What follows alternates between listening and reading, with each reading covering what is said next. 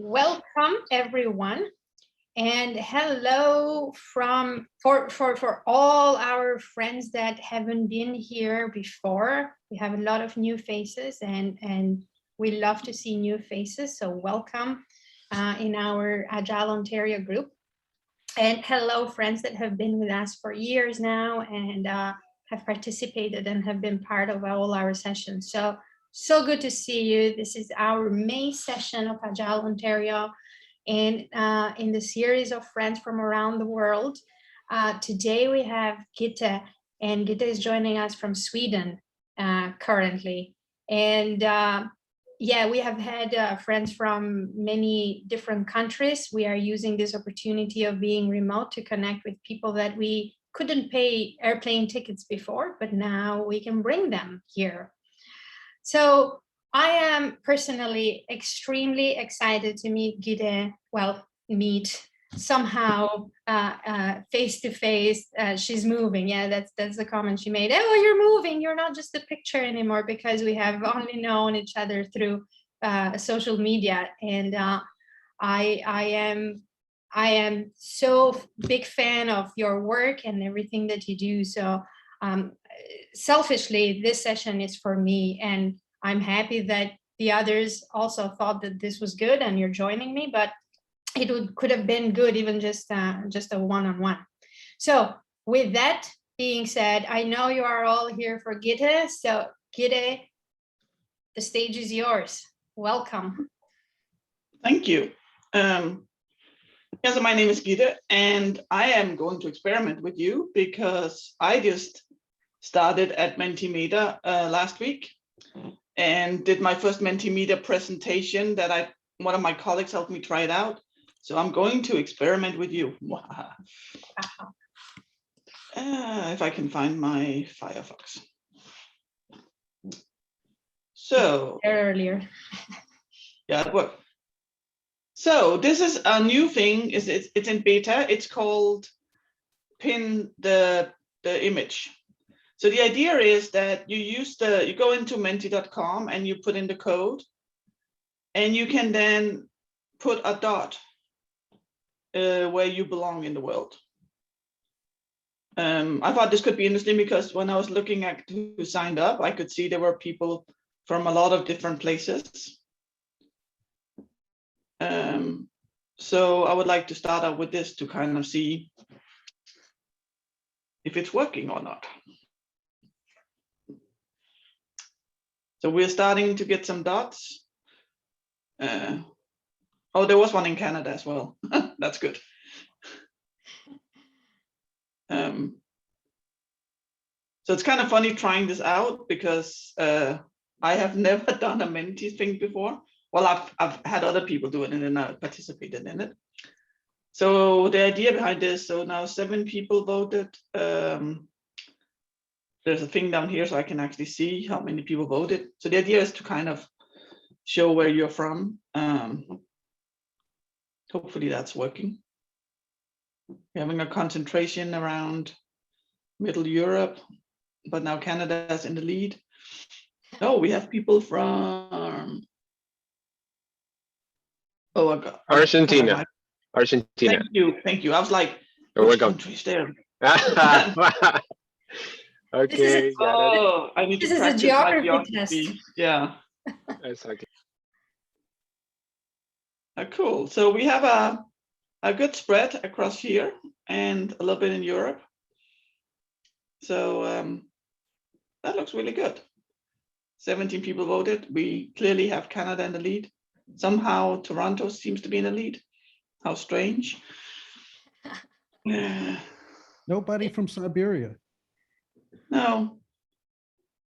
Maybe they're not allowed to. Or maybe they're sleeping. Yeah, they're probably, I don't know how far ahead of us they are. That's again the geography thing. Okay, so I have one more question because the talk today is going to be about psychological safety and courage if they are 2 sides of the same coin. So is it? Do you think it's 2 sides of the same coin? You can answer yes, no, or it depends, because I'm an agile coach. And of course, we need to have an it depends. I've even been experimenting with trying to get the same colors on the voting things as is on the picture.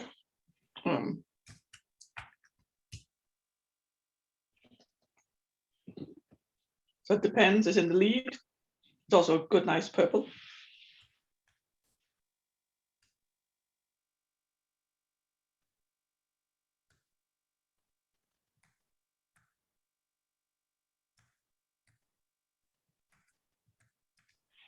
Cool.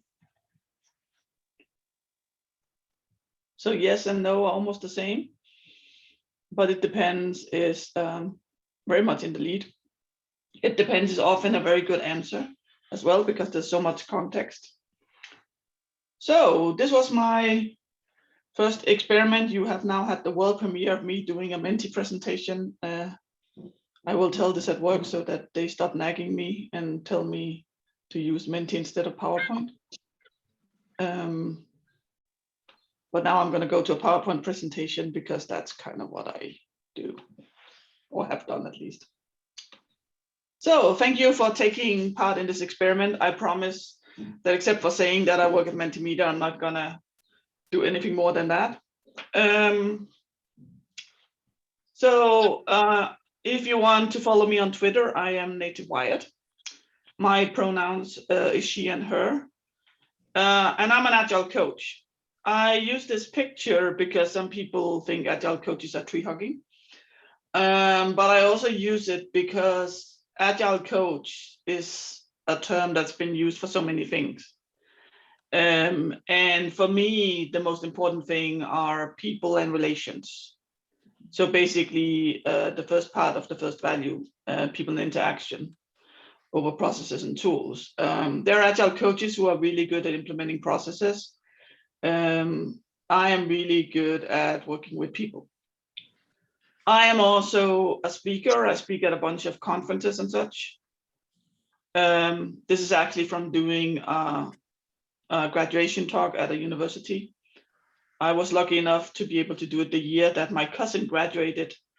So 15 years after I did, he graduated from the same university, and I was lucky enough to do the graduation talk. And I look so serious in this picture, so it's a good one as well. I just started as engineering manager and coach at Mentimeter. I still don't know what I'm supposed to do as an engineering manager, except the coaching parts, which is a big part of how they think an engineering manager acts. So I can probably tell you more about that at some other point, hopefully. I'm also a big hugger. This is from when there were like real conferences and there were people. So this is the only time I met this woman. And the reason for the hugs is not just because hugs are nice, but it's also about seeing each other. It's about giving your attention to one person for a moment of time. So I also do non-physical hugs, because one thing that's important for me with hugs is that both people, or however many people are in the hug, needs to feel safe enough to do that hug. I am known for also working with courage, and I'm also a certified unicorn. I'm also a certified unicorn certifier. When I first came up with this talk, it was because I discovered psychological safety in 2017 as a term, and I had actually been working with it for a very long time. I just didn't know what it was. But I've also been working with courage for a long time, and I find that there are so many elements of these two that that kind of match up. And then I wasn't sure kind of like, do they match up or not? So I decided to explore it by submitting a talk. And by the way, if you have any questions, feel free to jump in. So I'm going to start with the first side of the coin, psychological safety. So psychological safety is actually a term that's been around for a very long time. The first mention I have found of this is from 1965, where these two psychologists talked about the difference between learning and having anxiety when you are in discomfort is psychological safety. so that by ensuring psychological safety, you can actually get a lot of learning even when you're in a situation that has discomfort. But it seems like not a lot happened to these discoveries. There's a little bit in 1990 where William Kahn looks into disengagement at work. Why do people disengage? What does it take to get them to engage? And in 1999, Amy Edmondson talked about the importance of safety when solving real world problems. I would say that to my knowledge, Amy Edmondson is the expert on psychological safety at the moment. She's doing a lot of research. She's looking into what is psychological safety? What does it mean? How can we implement it? And it's kind of nice, some of the stuff that I've been working on, to see it from an academic point of view as well. ¿Sí? No, nada. Nada. Okay, that was not a question. And if we look at the IT industry, the first things I found in the IT industry is from 2014. So Google had Project Aristotle, which was about finding high performance teams. And what they expected was that the results they would get would be like the level of education in the team, coding skills, stuff like that. But none of these things kind of gave an indication that this was the factor that actually caused high performing teams. So they started looking into other dimensions. And one of the things they did was they looked into Amy Edmondson and some of the questions she has about psychological safety. What they found out was that there were 5 things in common for the high performing teams. And the most significant one was psychological safety. So the good thing about this is that psychological safety was kind of brought forward. And because it's Google, a lot of people look at what Google does. One of the problems is that there's a lot of stuff going on about psychological safety, or people say it's psychological safety, but it's not really. But it sounds like this is something we need to do because Google does it. So the other 4 elements, I need to look at that because I don't remember it always, was dependability, that you can depend on the team to deliver, that there is structure and clarity, so people have clear roles, they have clear goals. There is meaning for them, which means that they personally care about the things that they're doing, and that they believe they have impact. So they believe that the things they are doing is something that has an impact. But the really big thing that was standing out was psychological safety. And kind of a little bit more in our own world, maybe, I think the only earliest I found is 2016, where Modern Agile talks about making safety a prerequisite. And though prerequisite is a horrible word to say, it's taken me a long time to learn it, I do believe that this is true. I do believe that to really have a good working environment, to really have kind of harvest the benefits of having awesome, clever people, plus having them thrive, I do believe that we need to have safety as a prerequisite. So the definition that I like to use the most is from William Kahn. And it says, psychological safety is being able to show and employ oneself without fear of negative consequence of self-image, status, and career. So Kahn was very much describing things from an individual perspective, where Amy often talks about things from a more team perspective. But what I really like about this is one of my other hot topics, or things I really like to talk about, is about being yourself. So employing yourself, which to me means bringing yourself to work. Doesn't mean we can do whatever, but it does mean that we don't have to put on extra filters.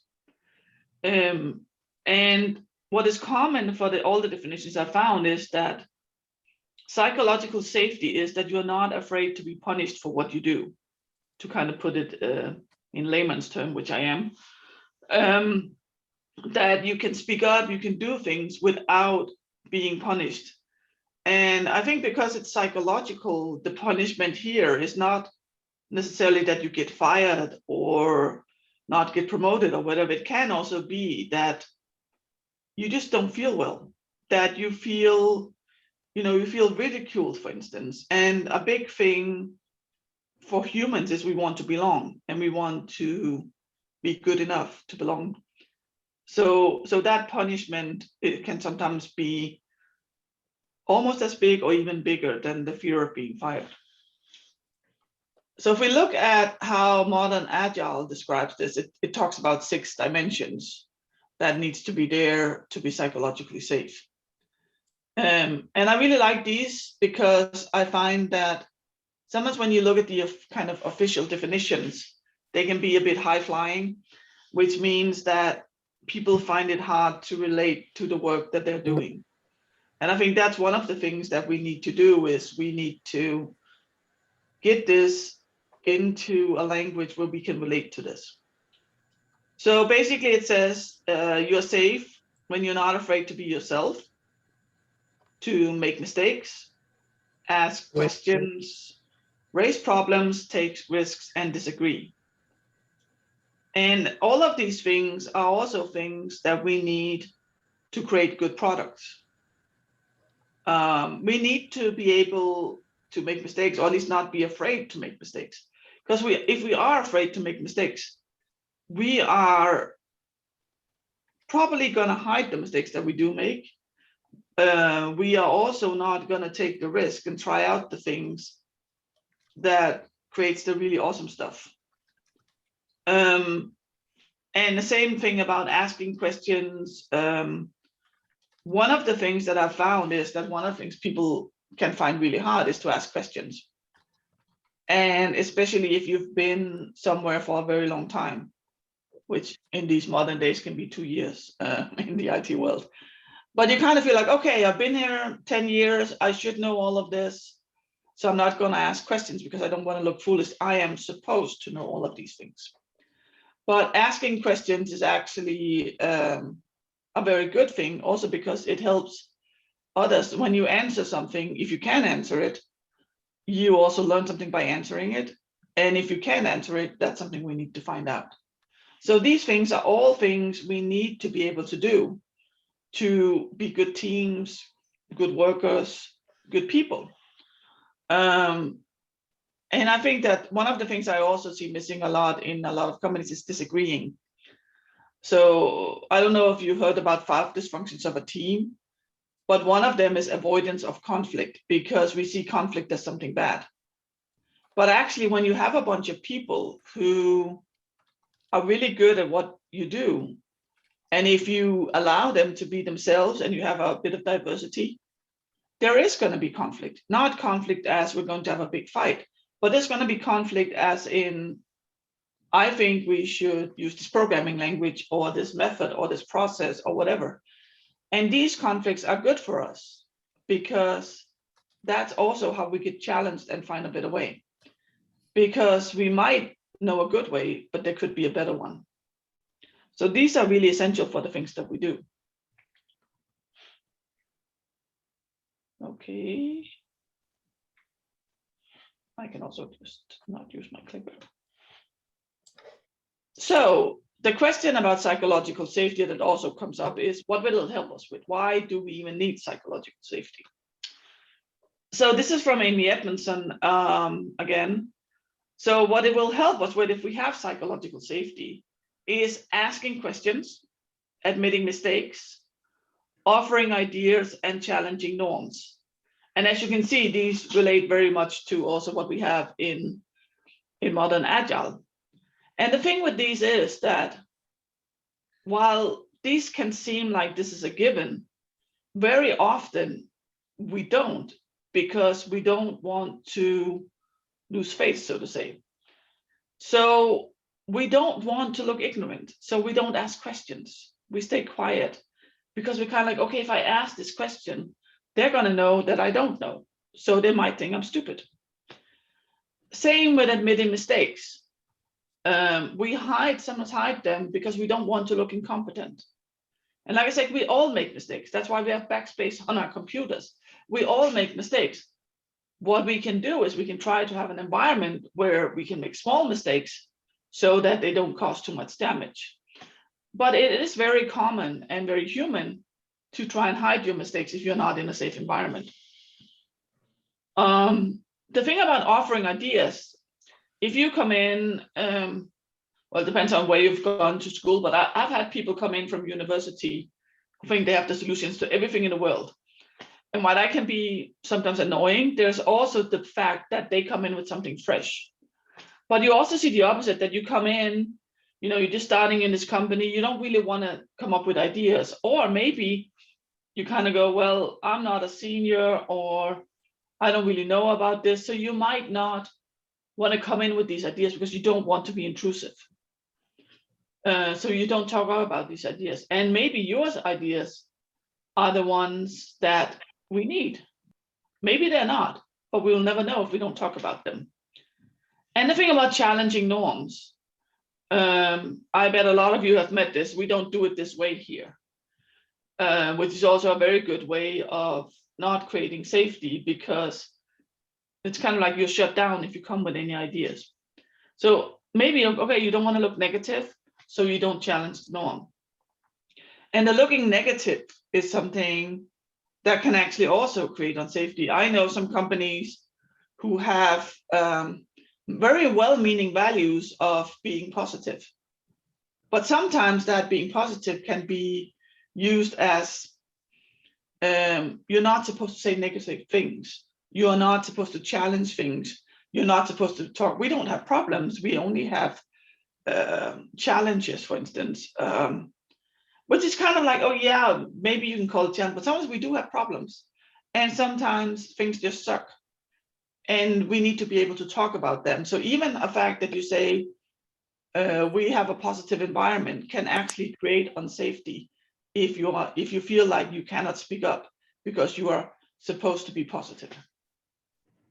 Personally, I've tried someone yelling at me very aggressively and telling me to be more positive because I pointed out some risks, which is also why I quit, because that was not safe. And I am lucky enough that I am able to quit, but that's a different story. Gitte, are you hitting around the fit culture? So we talk like people need to go through these to fit to our culture and not challenging norms. Yeah, I see this sometimes so one of the things I had to do I'm going to talk about again for my job interview was like, how do we create a diverse culture? And one of the things I talked about was the whole culture fit thing. Mm-hmm. So sometimes we have this, that yes, we want diversity, but we also want a culture fit. And I think that's something you need to be careful with, because yes, you do want a culture fit to the extent that you want people, for instance, who agree on the values you have in your company, for instance. But you also don't want to just hire a lot of the same people and go like, we want culture fit, because the problem with that is that then you may have diversity, but you don't have inclusion. So if everyone comes in, has to fit into the culture, you're kind of inviting them in. And I think that's what we sometimes see when we joke about, yeah, I'm the token woman at this, where you kind of are brought into something and the rest are like probably white middle-aged guys, but they're all guys. And you're kind of there because you're a woman and you're not brought in on your own terms. So that can actually create a lot of unsafety. And one of the things that I've seen that works in organizations is that especially when you're starting out to create diversity, to have two of the same, whatever it is you're trying to create diversity in, whether it's ethnicity or age or gender or, there's so many things, because it can often feel unsafe to only be one person that does these things. But yeah, the culture fit is definitely something that can create a lot of unsafety, because then it becomes like, that's not how we do it here. And I think an important thing to have a culture that actually embraces this, the way you can talk about culture fit, is to have a culture of, it's good to challenge things with good intent. So being curious, for instance, about why are we doing this? This is really interesting. That's one of the things I've worked with a lot for many years. Is like, oh, this is really interesting. Why? So I have this opinion about things. You have a totally different opinion. So be curious about that. That's also one of the things that Amy mentions when she talks about how do you create better safety. It's about being curious, listening to other people, being curious, showing that you are fallible yourself, and then frame what we're doing as learning. That was a very long answer. Did you get your question answered? Yes, yes. Okay, good. As I must go out on a limb because I find this so interesting. My clicker is stupid. So, do we need psychological safety? Is something that I get asked. It's like, isn't it just nice to have? I read a blog post at some point that made me really angry where it said, we don't need psychological safety. It's just something that a lot of consultants are trying to sell because the good developers will just leave. And so it's only a problem for mediocre or bad developers. And I don't think that's right, because psychological safety has nothing to do at all with how good you are at doing something. Well, it has something to do with it, because if you're very good at something, you might feel more secure. But it has more to do with the environment. And if you are being, let's say you're being yelled at. I've been in organizations where someone was physically yelled at every day. You can be the best developer in the world, but you can't just move because you feel like you're the most terrible developer in the world. Or we have the fact that you can't just move. I mean, the last year, a lot of people working remote. You can work almost anywhere if you want to. But so I'm lucky to be single and not have kids. I'm unlucky to be single and not have kids. But like work-wise, that means that I can just quit and leave. I don't own anything. I don't even own this apartment. I can just quit and leave. But a lot of people can't just leave. So that's one part of it. Is kind of like, it's not just about just leaving. The other part of it, I think, is that we are humans. And if we are not in a safe environment, we are going to spend so much of our brain capacity on protecting ourselves, which has two effects. It damages us as humans, and it means we're not using that brain capacity to actually develop awesome stuff, which I believe IT companies is about. It's not just about coding something. It's about developing awesome stuff for someone, helping someone. And to do that, especially with the complexity that we have nowadays, we need all the brain power. We need all the voices of people. So yes, we do need these things. And the more our environments are creating something new, creating something unknown, the more we need the psychological safety. So there's a link in the slides. So at the end, there's some links to Amy Edmonds' TED Talk, for instance, and where she talks about why we need psychological safety to create learning environments as well. And I like to use this quote when I talk about, do we need it? That things become better when we accept them as they are, not as we want them to be.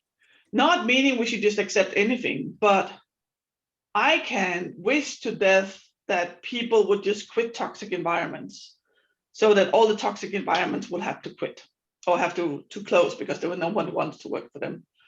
Or that people would just speak up. One thing that really can get me a tiny bit angry sometimes is when people go like, but I expect my developers to be grown-ups. Meaning I expect them to speak up, I expect them to do all these things. Yes, that's very nice, but if they don't feel safe enough to do it, they're not going to speak up. And no matter how much you wish for this, it's not going to happen. So we need to start with where we are and accept where we are and then work on it from there. But to be able to figure out where we are, we also need that safety. So this is the last thing I have about safety. So one important thing about safety that I think a lot of people misunderstand is that safety is not about comfort. Very often, safety is actually about being able to be uncomfortable. if you look at some of the things you can do, like raise problems, for instance, or make mistakes, a lot of these things are going to be uncomfortable. I mean, if you accidentally yell at someone at work because you're really frustrated because you didn't get enough sleep, that's going to be uncomfortable, but it needs to be safe so that you can actually have that discussion in the team. Or if you commit some code that makes everything break down, that needs to be something that's safe to discuss. And it doesn't mean that we are never comfortable, but it does mean that that's not necessarily a thing about safety. Safety is also about doing that experiment where you go out on a limb, where you don't really feel comfortable doing this, but you feel safe enough to do it because you know you're not going to be punished for it in whatever form that is. So it's very important to keep this in mind, that safety is not always about comfort. So the other side of the coin, haha, this is actually my only presentation where I deliberately use puns, is courage.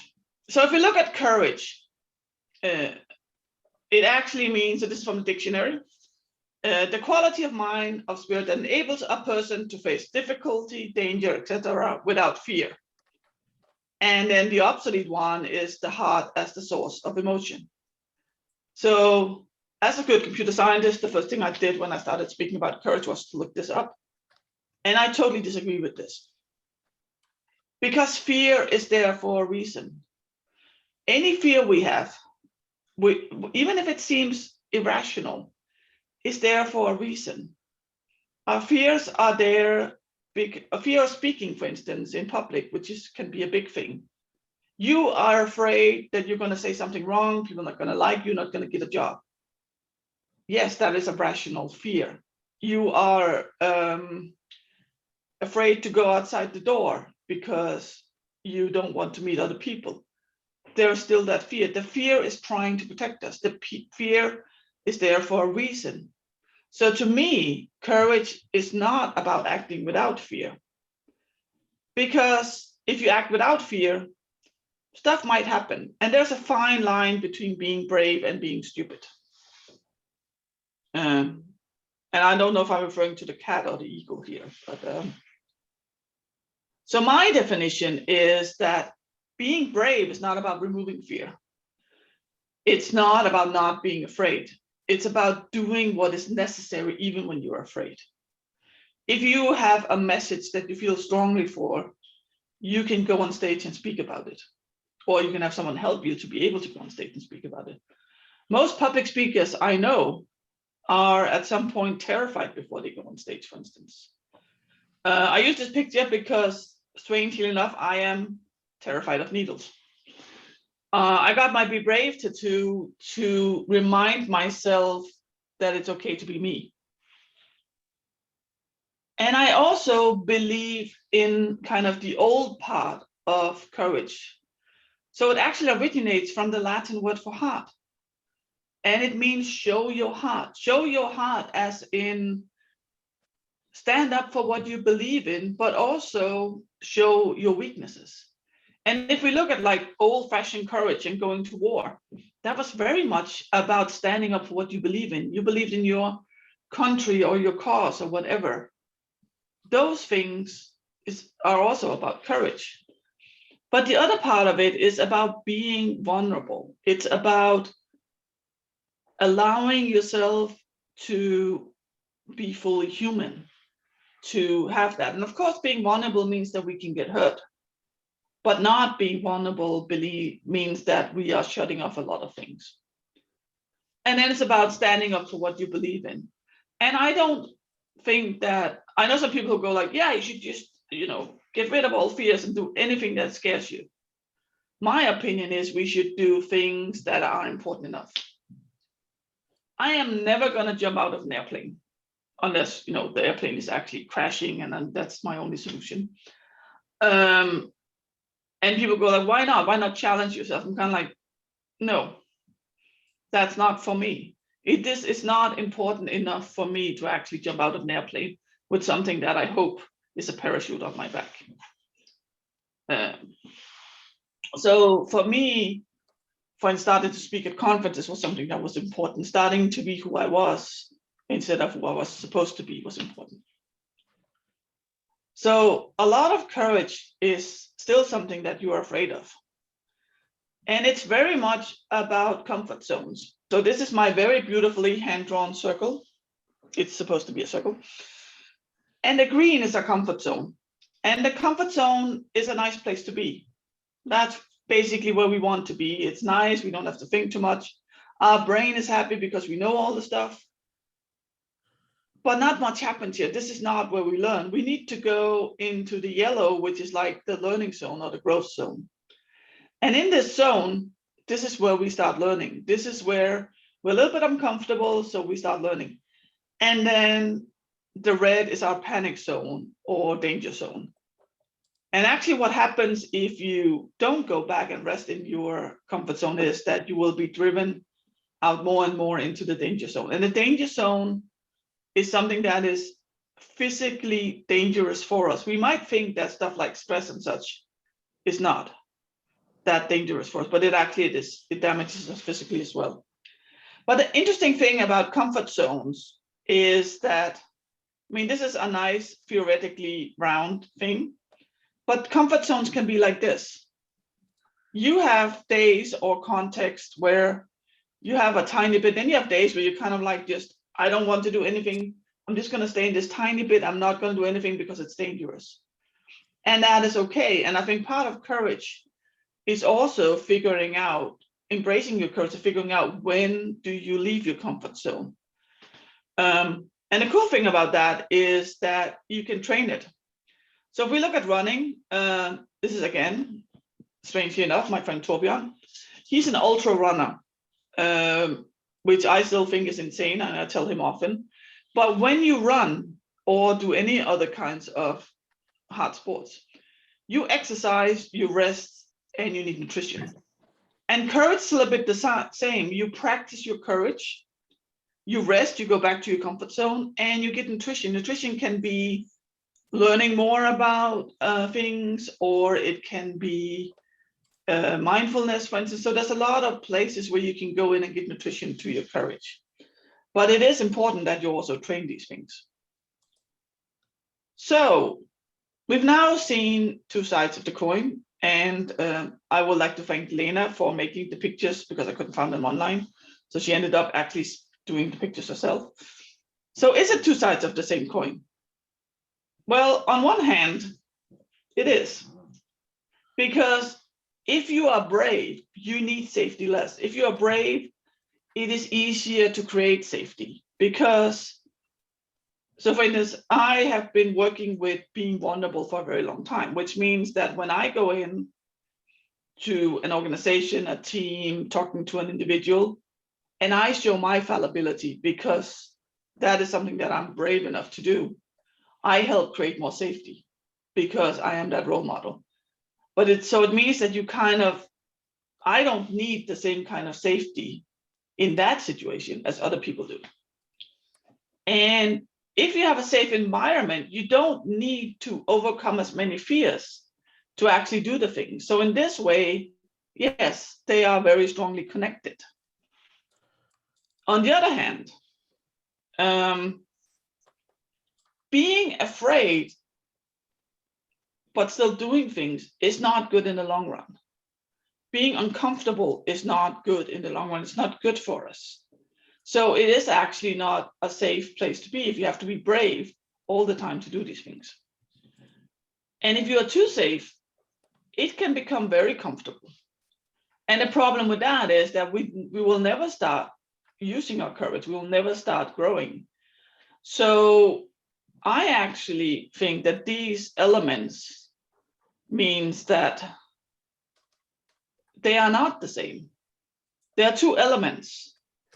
And one of the things that we have in safety is that we sometimes have comfort, but we also have growth. And I think that by combining the two, it becomes more sustainable. So by bringing in some courage, bringing in some safety, we can grow better. But by using these as elements, as partners, we can have more sustainable growth. We can have bigger growth or larger growth. I totally forgot I had this quote until I looked at my presentation. So I think that these elements of comfort and safety and growth and courage are like a dance, and they move together. So they actually amplify each other and they help, but they're not the same things. They're elements that kind of originate back to some of the same things and help us in the same ways, but they're not the same. So actually, by bringing them in, we don't just get two sides of the same coin. We get a whole lot of coins instead. Short wrap up. Psychological safety is very important, and it is not comfortable.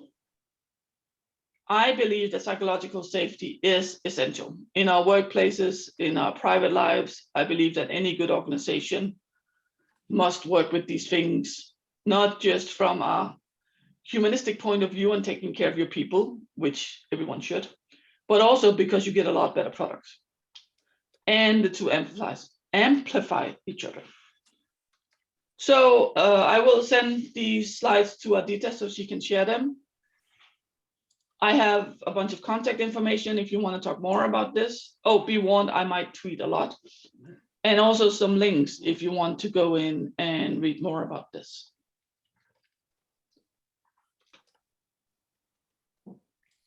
Wow. That was So, that sense of Margaret also is making a comment then about moving from one area to the other, being courageous, but then going back, feeling comfortable, getting a little bit of your, sense of relief or feeling a little better, and then go again. That is really good. Margaret, do you want to add on that? I don't know. No, I think that was exactly it. Ardita, Gitte, I just really liked that part in your slide deck about talking about the marathon runner friend and how you do have to rest, right? And drink that Gatorade, eat the peanut butter, whatever, and then trek back out again. And I'd never thought about it that way as far as building psychological safety for yourself or others. Nice. Well, I actually did a courage workshop with him. So we have a 3-hour courage workshop that I only do now because it drains him too much. But that was one of the things we talked about, what courage is. And we were like, we decided that since it was a success, we were brave and not stupid, but we planned it over Twitter when there were only 140 signs. And then we had a few hours on Google Hangout, and then we did a 3-hour workshop. And it worked, so we were brave. But that's something that's very important to both of us. And one of the things we talked about there is also, like, when you looked at him and me in that presentation or that workshop, it looked like we were both totally on top of things, and he was terrified and I was just like, yeah, this is cool. But it's a good example of how you can tell about these things.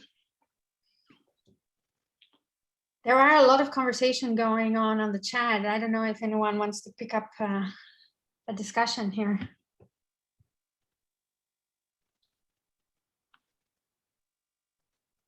Is George, Paul, Rick, you guys, Mark, you were talking about the fear there.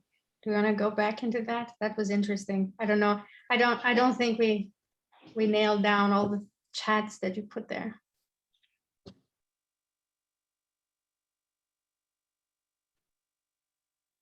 I'm really interested in the being yourself and not feeling like you have to fit.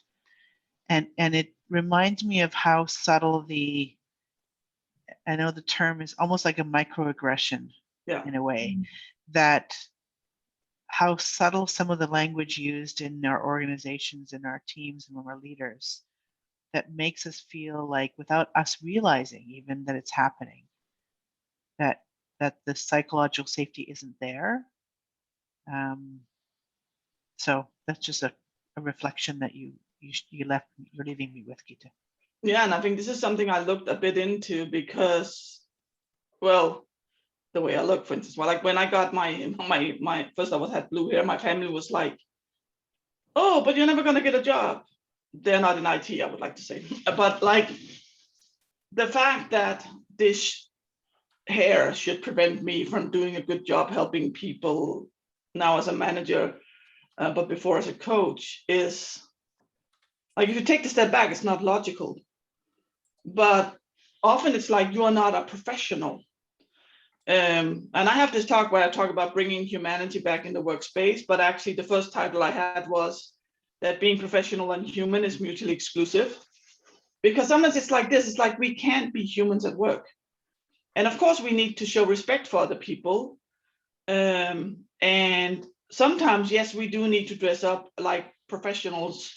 Like if I would go, for instance, to Japan and do something, I would dress quite differently. I would be very aware of their culture and what I needed to do to show respect.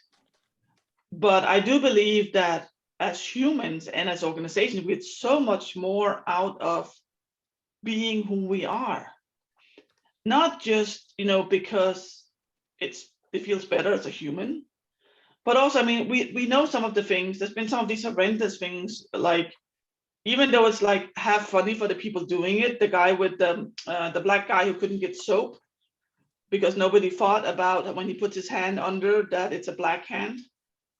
And that's like more extreme examples of this. You see something like, I read something about female SWAT officers who had their breasts removed to be able to wear the right kind of vests, for instance, because they're made for men. And these are like, of course, these are extremes. You kind of go, this is ridiculous. But then there's all the other small things. And I think that by being who we are, we bring that in. We bring in who we are, and whether that is, I never went to university or I went to university, though even those two things can make us create so much better products and so much better lives. And of course it has to be, I was having a discussion with one the other day. She's like, what about racist people? And I'm kind of like, they can be racist all they want, as long as they don't act that way. It's okay for them to be racist, but in their behavior, and especially in the workplace, they need to show respect for other people. And something like that is not inclusive. And there is Popper, right, who says, we can tolerate anything but intolerance itself. So you can kind of go in with that. And of course, there's stuff like, yeah, I'm a nudist. I like to go to work naked. Try doing that in the US and everyone will like faint or something. Germany, people will probably go, yeah, this is like being at the spa. But like, there's these things that we might bring that might, not be harsh to other people. But I do believe in, we are always good enough. Our actions may not be, but who we are is good enough. And we can learn to choose our actions, even though it's hard. It takes a lot of practice. And sometimes we just react. But you can actually learn to choose that. And I think, but I do believe that by being who we are, we bring so much value. Sorry, George, I will stop talking so you can say something. So conversations about psychological safety and courage always make me think that Virginia Satir's 5 Freedoms underpins that. Yeah. And so first, we have to be who we are. We have to be whole people in order to develop courage, in order to make use of psychological safety. Oh, that's interesting. Because I think that courage and safety helps us become whole people. Like, I believe that for me, my belonging, somebody said, when did you start speaking up and stuff? And I said, well, June 2011, because that's when I met the Agile community at a coach camp. And I realized I'm not the only one who actually believes in people, who believes I can make the world a better place by doing things. And that gave me the courage to become all of me. And it was a safe environment where I learned this. And so I do believe that can also help us become all of ourselves. Yeah, but I think before that, we have to feel these freedoms inside ourselves, even before we get to behavior. So if we're told that oh, you know, this company always takes care of its employees, and you know, and we believe that can prevent us from seeing cases where it doesn't, seeing cases where it's overriding employees, things like that. Like Google. Yeah, I can think of some in my past too. Yeah, we had a long discussion on Twitter the other day. And I think the thing with Google, as with many huge organizations, is that there's all kinds of culture in it. Yeah. And I do believe they have a lot of amazing work areas with a lot of psychological safety. And I also know they have a lot of very terrible places in Google. Yeah, it's more subtle than just the organization is one way or the other. And each leader and each one of us, we have to sort of give them the safety as well to try to learn how to flex that vulnerability muscle, because they're not necessarily doing it intentionally. And another aspect is safety and courage are not absolutes. You know, it's always a gradation. It's a multi-dimensional shape. You know, you can be courageous in some directions and not in others. You can be safe, you know, in some aspects and not in others.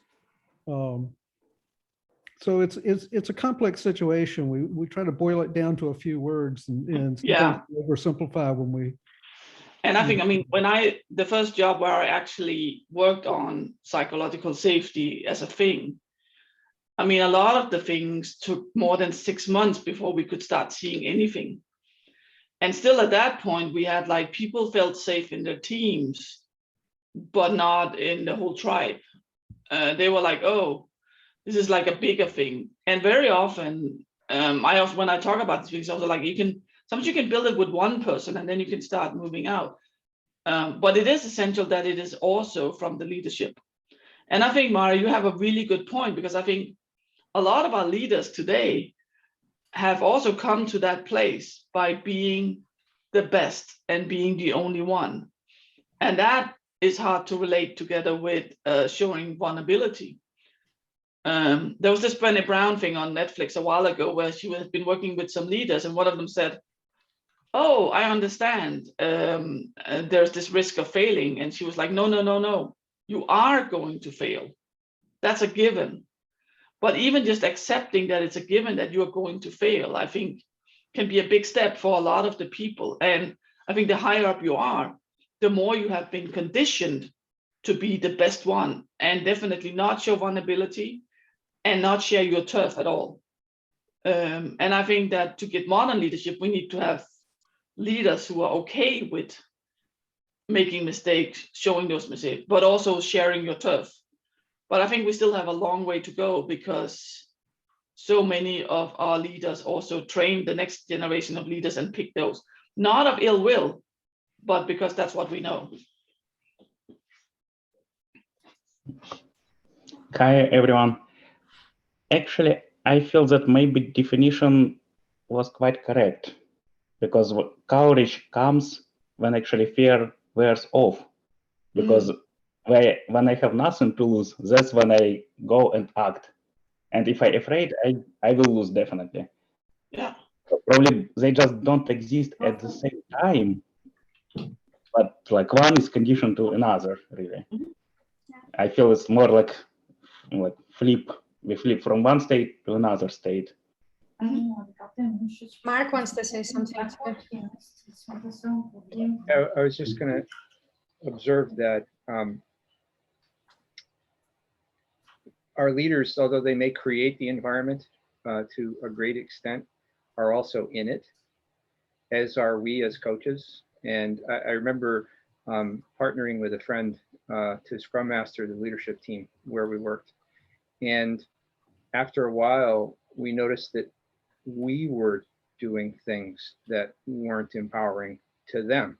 And that we were in the environment of low psychological safety and therefore behaving in unhelpful ways. And then that kind of leads me to suggest, you know, Brene Brown, others say, you know, leaders go first. Well, if leaders go first, then I think servant leaders go first. And Yeah. and one of the things for us to think about is how are we going to deploy our courage? What are we going to use it for? Yeah.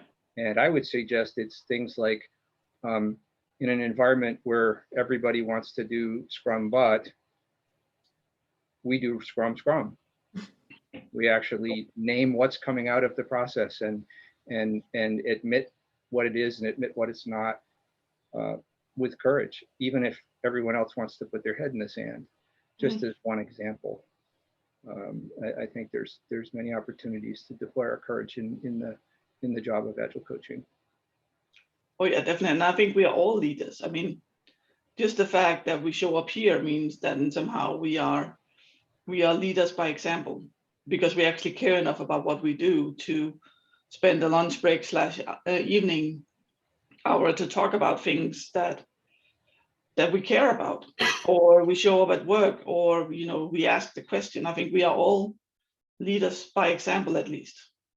Wow, I don't know how to end that better. We have about a minute left, and I think this was the best way to end this. Yeah, you are getting a lot of claps. Thank you. I'm gonna download the chat so I can see all your lovely comments. I can send it. Yes, a lot of people are putting a lot of good feedback there. Gitte, they all love what you're saying. So thank you for joining us. Thank you for spending the hour with us and sharing your experience, your thought, your research, and everything in your personal experience. Thank you, everyone, for the questions that you brought that make this conversation even richer. And I hope to see you next month. We have Stuart Young with Innovation and Product. Yes, he sends you a virtual hug, Gitte. So thank you, everyone, and enjoy the rest of the day or the evening. Bye. Thank you all. Thank you. Bye. Bye.